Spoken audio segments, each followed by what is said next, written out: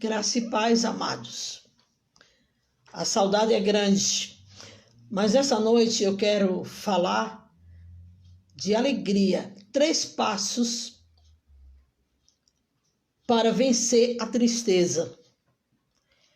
E eu quero trazer algumas considerações sobre Ana.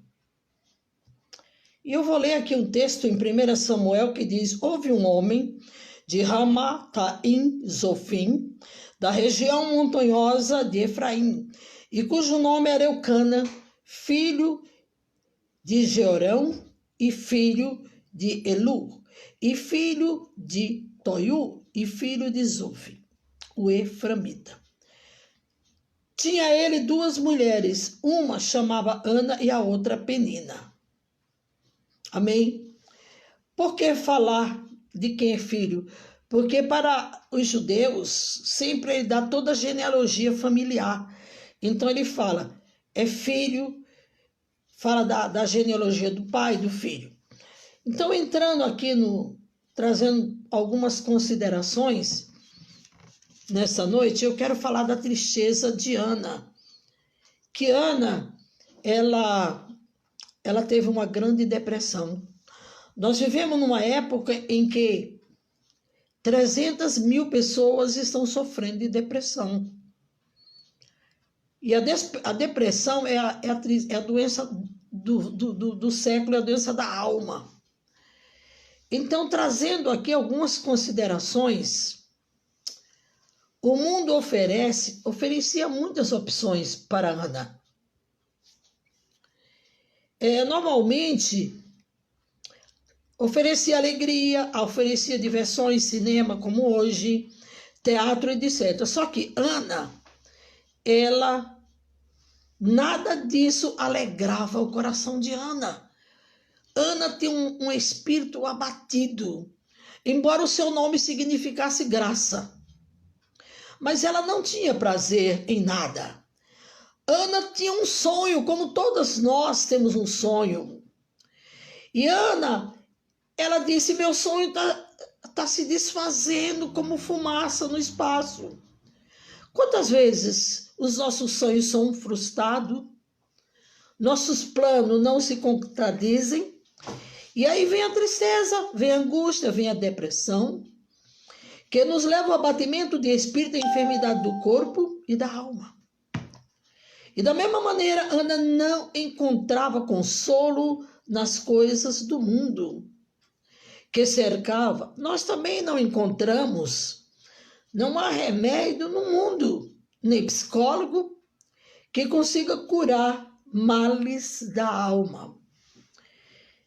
Então, Ana, ela tinha um problema familiar.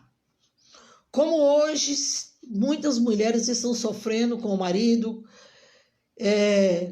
com outra mulher, e na época era permitido que se a mulher não desse filho ao marido, o marido podia ter filho com a outra. Então, Ana tinha um problema familiar e o problema conjugal, provavelmente por ser uma mulher estéril para seu marido.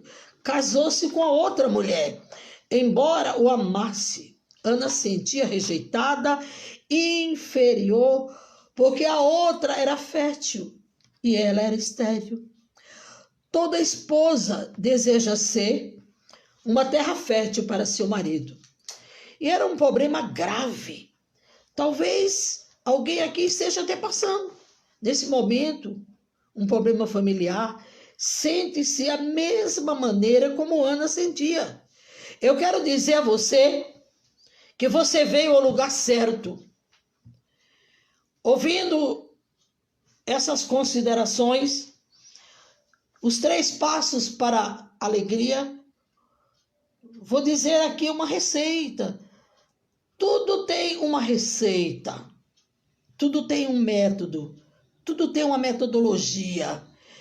Então, 3 passos que Ana fez para não estar mais triste. O que ela fez? Ela foi ao templo. E ali no templo estava o sacerdote, Eli, e a mulher não podia entrar no templo, e ela ficou no alpendre, mas ela foi. ela tomou uma decisão de ir. E a palavra de Deus diz que alegrei-me quando me disseram, vamos à casa do Senhor. Salmo 122. A tristeza de Ana não era outra coisa a não ser mãe. E ela começou a orar. Ela foi no templo e se derramou e começou a orar. E o sacerdote a tomou por embriagada. E Ana disse ao sacerdote ali, eu não bebi nada. Eu não sou mulher de Belial. Eu apenas sou uma mulher atribulada de espírito. Ana, ela tomou essa decisão de ir ao templo. E ao chegar lá, ela começa a falar em silêncio para Deus. A sua boca só balbuciava, ninguém se ouvia nada. Ela não podia entrar no templo, mas ela podia. Ali naquele alpendre, ela começou a clamar. Qual era o problema de Ana? Um filho, ela queria ser mãe. E sabe o que acontece? Ela foi no lugar certo. Foi no lugar onde tem a bênção. A Bíblia diz que nós não devemos deixar a congregação, porque no livro de Hebreus 10, 25, diz que não deixe a tua congregação. E Mateus 16, 18 diz que nem as portas do inferno prevalecerão contra a casa do Senhor. E Ana procurou o templo, Ana procurou Deus vivo, Ana procurou Deus de milagre, o Deus que ia trazer a solução para o seu problema. O povo, Ana sabia que o povo da escravidão do Egito, ela acreditou que Deus poderia solucionar o seu problema. E só Deus, amados e amadas, pode solucionar agora o teu problema.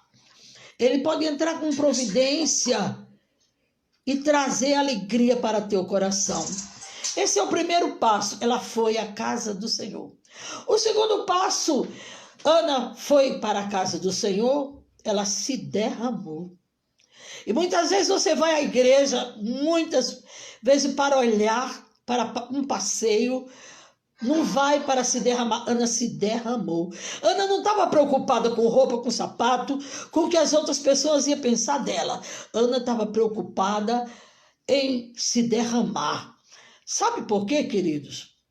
Porque ela colocou toda a sua ansiedade. A ansiedade traz depressão. Ana estava sofrendo de uma depressão. Ana não comia, não bebia, não dormia. Era uma ansiedade. E a Bíblia diz que nós devemos lançar toda a nossa ansiedade.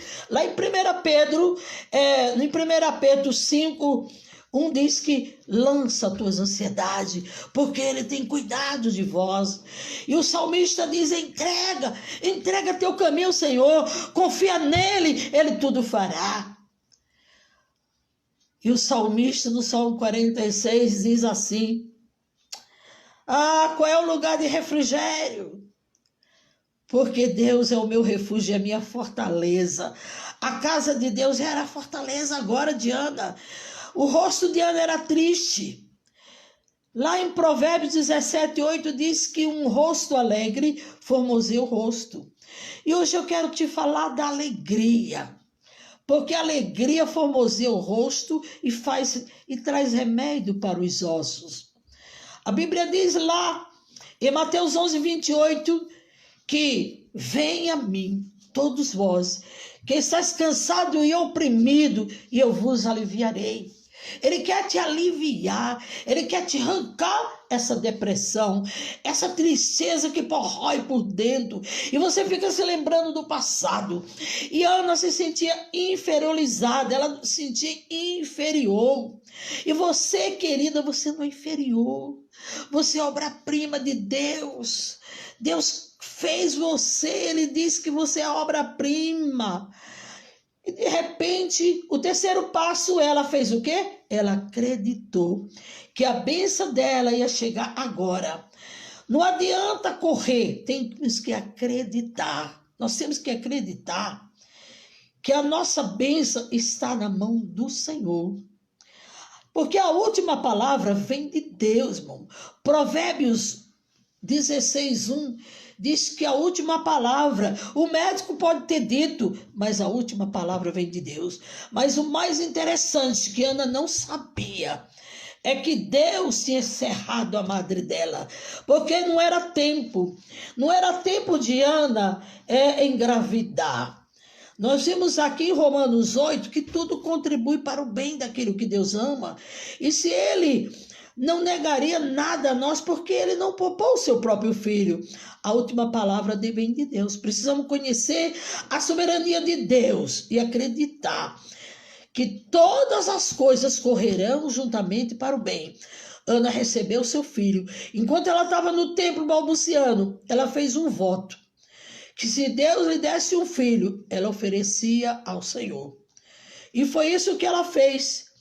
E quando Ana orava, o sacerdote disse: mulher, pode se levantar, porque Deus já concedeu a tua petição.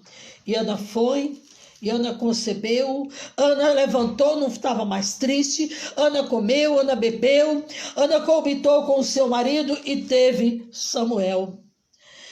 Sabe por que Ana não recebeu a bênção? Porque Deus queria ser glorificado na vida de Ana. Deus quer ser glorificado no teu casamento. Deus quer ser glorificado na tua vida. Deus quer ser glorificado. E aí, Deus foi glorificado na vida de Samuel. Deus foi glorificado na vida de Ana. E Penina, que tinha filho, Ana agora, Deus fortaleceu a Ana. E Ana enfraqueceu, e Ana canta e louva ao Senhor. E Ana foi e elevou a criança ao desmamar, com 2 anos desmamar, levou para o sacerdote Eli, disse: foi por essa criança que eu chorava. E agora eu trago aqui. E Ana levou aquela criança até ao Senhor, até o sacerdote. E Samuel cresceu ali, foi sacerdote. E aos 12 anos Deus usava Samuel. E Samuel foi o último juiz e sacerdote. Mas Deus foi glorificado na vida de Ana. Deus quer ser glorificado na tua vida. Deus quer ser glorificado nisso que você está passando, querida. Lança diante do Senhor, que Ele trará para ti alegria.